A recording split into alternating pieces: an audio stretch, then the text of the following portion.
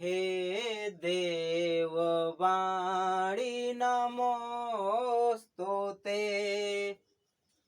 हाँ, तो मुझसे सोशल मीडिया में जुड़े हुए मेरे प्रिय एवं सम्मानित समस्त साथियों, मित्रों, दोस्तों, पाठकों, श्रोताओं एवं मेरे समस्त छात्र छात्राओं, मैं आज पुनः आपके समक्ष प्रस्तुत हूँ अपने YouTube चैनल आसु कवि अजय शर्मा जी, बांदा, उत्तर प्रदेश के अंतर्गत छात्र हित में संचालित केवल ऑनलाइन अध्ययन सत्र प्रथम त्रिभाषा संगम के अंतर्गत आपको संस्कृत पढ़ाने जा रहा हूँ।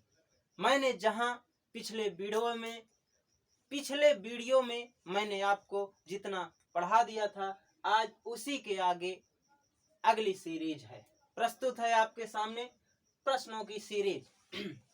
हाँ, तो आज हमारा टॉपिक है दोस्तों संस्कृत व्याकरण के त्रिमुनि। संस्कृत व्याकरण के त्रिमुनि या त्रिमुनि न लिख करके आपके पेपर में आए, मुनि त्रय लिख कर आए, तो इसका भी मतलब वही समझना है। त्रिमुनि का अर्थ है त्रि माने तीन, मुनि माने मुनि, ऋषि, महर्षि, अर्थात तीन ऋषि। और मुनि त्रय का भी मतलब वही है, इसमें पहले मुनि लगा है त्रय, और त्रय जैसी गिनती बाद में लगी है। तो त्रय माने तीन, मुनि माने मुनि, तीन मुनि, अर्थात हम ऐसे व्याकरण के तीन मूर्धन्य मुनियों के बारे में, तीन वैयाकरणों के बारे में पढ़ेंगे, जो आज का हमारा टॉपिक है, विषय है। हाँ, तो पढ़ते हैं। संस्कृत व्याकरण के त्रिमुनि कहलाते हैं दोस्तों। संस्कृत व्याकरण में तीन मुनियों का नाम विशेष रूप से जाना जाता है, जो बहुत ही प्रसिद्ध हैं। वो तीनों मुनि इस प्रकार हैं। उनमें से पहले हैं हमारे महर्षि पाणिनि जी। महर्षि पाणिनि जी प्रथम त्रिमुनि हैं। इसके बाद दूसरे त्रिमुनि हैं कात्यायन।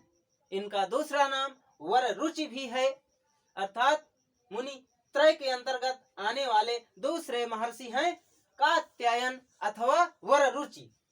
फिर मुनि त्रय के अंतर्गत आने वाले तीसरे महर्षि हैं महर्षि पतंजलि। इनका नाम भी हम मुनि त्रय के अंतर्गत शामिल करेंगे।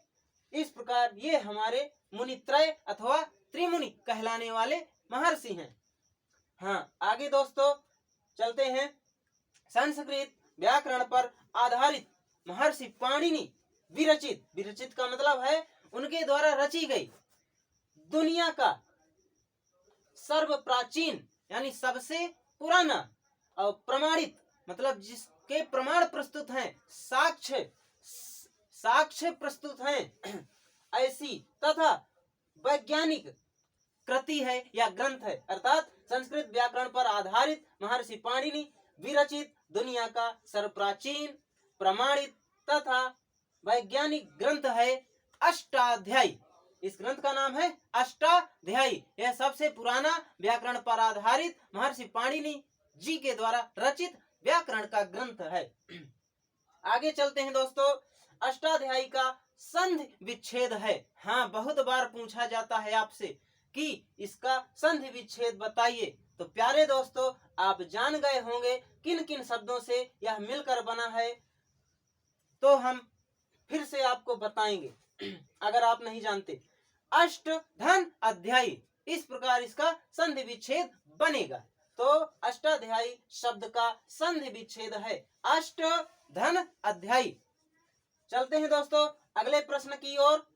अष्टाध्यायी का अर्थ है, हाँ, आपको अष्टाध्यायी शब्द का अर्थ बताना है। तो इसका अर्थ क्या होगा मित्रों? अष्ट माने, इसके अर्थ पर हम चर्चा करते हैं। अष्ट माने आठ, और अध्यायी का मतलब है अध्यायों वाली कोई रचना, कोई कृति, कोई किताब, कोई पुस्तक, अर्थात ऐसी किताब जिसमें 8 अध्याय हैं, यानी 8 अध्यायों वाली कोई पुस्तक, कोई कृति, कोई रचना। इस प्रकार इसका अर्थ हो गया, अष्टाध्यायी का अर्थ हो गया 8 अध्यायों वाली कृति या रचना। हाँ मित्रों, अगला प्रश्न देखते हैं। अष्टाध्यायी में संधि है। अभी आपको हमने संधि विच्छेद करके बताया, अब आप संधि कौन सी है ये भी जान जाइए। इसमें कौन सी संधि होगी प्यारे मित्रों? हमने अभी देखा अष्ट प्लस अध्यायी करके अलग अलग जब देखा तो अष्ट के अंतिम वर्ण टा में आ है, आ स्वर है, और अध्यायी शब्द के प्रथम वर्ण का अध्यायी शब्द का प्रथम वर्ण आ है, और ये दोनों आ मिल करके बड़ा आ बन जाते हैं, दीर्घ आ, यानी आ, अष्ट का आ और अध्यायी का आ, ये दोनों मिलकर के बन जाते हैं दीर्घ आ। इस प्रकार यहाँ पर कौन सा नियम लागू हो जाता है? दीर्घ संधि का। और दीर्घ संधि भेद किसका है? स्वर संधि का। इस प्रकार यहाँ पर हम कह सकते हैं कि अष्टाध्यायी में संधि है दीर्घ स्वर संधि। हाँ दोस्तों, अगला प्रश्न देखते हैं। अष्टाध्यायी में समास है, यह भी पूछा जाने वाला प्रश्न है। कभी आपसे समास भी पूछ लिया जाता है तो आप हैरान मत होइएगा। तो देखते हैं, इसमें समास होगा द्विगु। अब द्विगु कहाँ होता है जरा इसके बारे में देख लीजिए। द्विगु का मतलब है गिनती से, संख्या से। जहां पर गिनती का बोध हो, संख्या का बोध हो, ऐसे समास, सामासिक शब्द में, ऐसे समस्त पद में कौन सा समास होता है? द्विगु। और हमें अष्टाध्यायी से किसी गिनती का बोध होता है, संख्या का बोध होता है। वो संख्या कौन सी है? 8। अष्ट अध्यायों वाली कृति, यानी 8 अध्यायों की कृति, जिसमें 8 अध्याय संग्रहित हैं, ऐसी कृति। तो यहाँ पर 8 गिनती आ गई, 8 संख्या आ गई। इस प्रकार यहाँ पर द्विगु समास हो जाएगा। फिर दोस्तों अगला प्रश्न पढ़ते हैं। अष्टाध्यायी संग्रह है, किसका संग्रह है मित्रों? अष्टाध्यायी संस्कृत के व्याकरण के सूत्रों का संग्रह है, यानी संस्कृत व्याकरण के सूत्रों का एक संग्रह है, कलेक्शन है। इस प्रकार इसमें सूत्र लिखे हैं। अगला प्रश्न देखते हैं मित्रों। सूत्रकार कहलाते हैं, तो सूत्रकार कौन कहलाएंगे? अभी आपने पढ़ा अष्टाध्यायी सूत्रों का संग्रह है, तो अष्टाध्यायी किसकी रचना है? स्वाभाविक रूप से आपको जान जाना चाहिए, अर्थात महर्षि पाणिनि। महर्षि पाणिनि को हम संस्कृत व्याकरण में सूत्रकार के नाम से भी जानते एवं पहचानते हैं। तो हमारे सूत्रकार कहलाते हैं महर्षि पाणिनि। अगला प्रश्न है दोस्तों, अष्टाध्यायी विभाजित है। अभी ऊपर पढ़ लिया, आपको मैंने विधिवत व्याख्या समझा दी। 8 अध्यायों की रचना है अष्टाध्यायी, तो कितने अध्याय होंगे? 8 ही तो होंगे। तो इस प्रकार यह अष्टाध्यायी 8 अध्यायों में विभाजित है। हाँ, अगला प्रश्न देखते हैं मित्रों। अष्टाध्यायी का प्रत्येक अध्याय विभाजित है। अब 8 अध्याय थे, प्रत्येक अध्याय फिर से विभाजित किए गए, और उनके नाम क्या रखे गए? उन्हें जब जिन भागों में विभाजित किया गया तो उनका नाम है पाद, अर्थात अष्टाध्यायी के प्रत्येक अध्यायों को पाद में विभक्त किया गया है। तो अष्टाध्यायी का प्रत्येक अध्याय विभाजित है किसमें? पादों में। और कितने कितने पादों में? 4-4 पाद हैं प्रत्येक अध्याय में। तो हम कह सकते हैं कि 4-4 पादों में अष्टाध्यायी का प्रत्येक अध्याय विभक्त है। हाँ मित्रों, अगला प्रश्न देखते हैं। अष्टाध्यायी में कुल पाद हैं, तो इस प्रकार कुल कितने पाद हो गए? आपकी गणित तेज है, आप जानते हैं। ना होगी तेज तो मैं जब गणित पढ़ाऊंगा तब करा दूंगा। 8 अध्याय हैं, हर अध्याय में 4 पाद हैं। तो मित्रों गुणा कर लीजिए, कितने हो गए? 8 चौको 32। इस प्रकार इसमें कुल कितने पाद बनेंगे? 32 पाद बनेंगे।